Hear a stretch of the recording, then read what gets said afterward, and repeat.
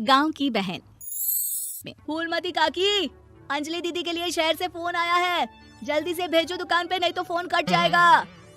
हाँ हाँ बेटा, अभी भेजती हूँ। अंजलि बेटा, तेरे लिए शहर से फोन है, सब काम छोड़ के जल्दी जाके सुन ले, नहीं तो फोन कट जाएगा। हाँ माँ, अभी जाती हूँ, जरूर मीनाक्षी दीदी का फोन आया होगा। हाय अंजलि। नमस्ते दीदी, मेरा मतलब हाय, कैसी हो आप? यहाँ तो सब ठीक है। मामा मामी कैसे हैं? तू कैसी है? मेरे तो एग्जाम्स होने वाले हैं, हर रोज कॉलेज जाना पड़ता है, lectures, extra classes, private coaching. ओ मैं तो इतना थक जाती हूँ, क्या बताऊँ। आपकी कॉलेज वाली बहन जी आपको इतना पढ़ाती है, तो घर कब जाती हैं आप दीदी? अरे नहीं नहीं, ये सब सिर्फ मेरी प्रोफेसर नहीं पढ़ाती, मैं अलग से दूसरे टीचर्स के पास भी पढ़ने जाती हूँ। दीदी फिर तो आप बहुत थक जाती होगी ना, आप ना पैदल मत जाया करो, टांगा ले लिया करो दीदी। नहीं मेरी भोली बहन, ना मैं पैदल जाती हूँ, ना ही यहाँ टांगा मिलता है, मैं बस से जाती हूँ और थोड़ी दूरी के लिए रिक्शा ले लेती हूँ। सच्ची? वहाँ पर टांगे नहीं बस चलती है? वाह, वो भी हर रोज? हमारे गांव में भी बस आती है, दिन में 2 बार।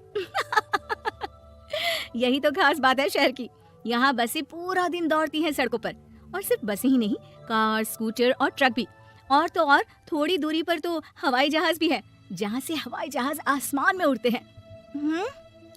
अच्छा दीदी, मैं फोन रखती हूँ, बुआ जी फूफा जी को मेरा नमस्ते कहना। हाँ माँ, हम लोग शहर में क्यों नहीं रहते? बुआ जी फूफा जी और मीनाक्षी दीदी तो शहर में ही रहते हैं।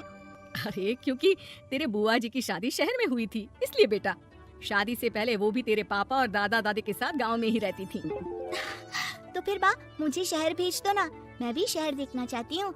इतनी बार मीनाक्षी दीदी से शहर के बारे में सुन चुकी हूँ, अब मैं भी वहाँ जाकर देखना चाहती हूँ। बस आप मुझे शहर भेज दो। ठीक है, इस बार गर्मियों की छुट्टियों में कुछ दिन रह आना शहर, अपनी बुआ के घर। अब तो खुश ना? हाँ माँ, बहुत खुश। आप देखना मैं शहर जाके कितने मजे करती हूँ। अंजलि अगले दिन स्कूल जाती है और वहाँ अपने सारे दोस्तों को अपने शहर जाने की बात बताकर चिढ़ाती है। अरे श्रद्धा, शीतल, सरोज, तुम लोग इन गर्मियों की छुट्टियों में कहाँ जा रही हो? एकादशी वाले गांव के मेले में। हम तो दूसरे गांव में नानी के घर जाएंगे, उनका घर नहर के किनारे है, बड़ा मजा आएगा।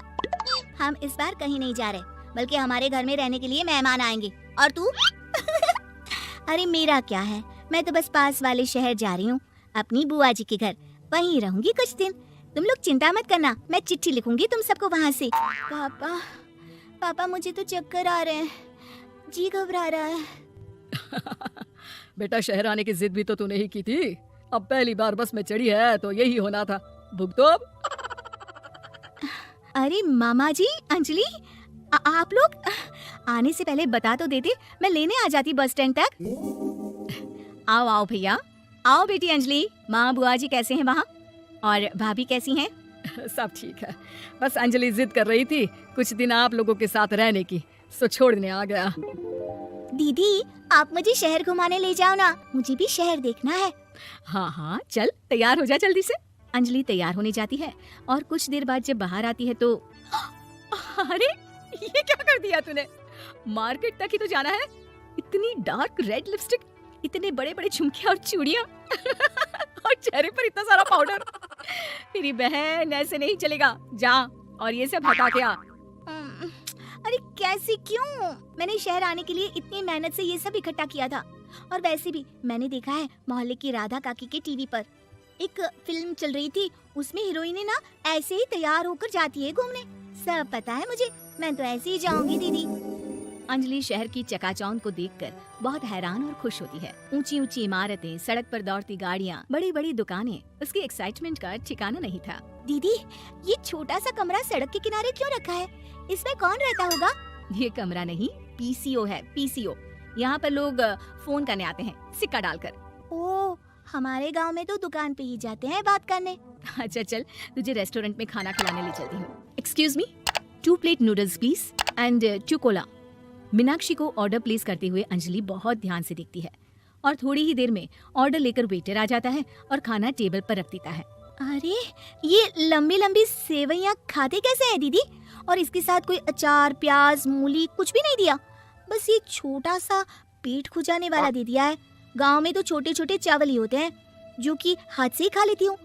अब इसे कैसे खाऊं दीदी? एक्सक्यूज मी, एक चम्मच प्लीज और लिटिल प्याज और अचार और मूली और एक गिलास मट्ठा, वो बाद में। हाँ, अब ये सब सुनकर आसपास बैठे लोगों को हंसी आ जाती है।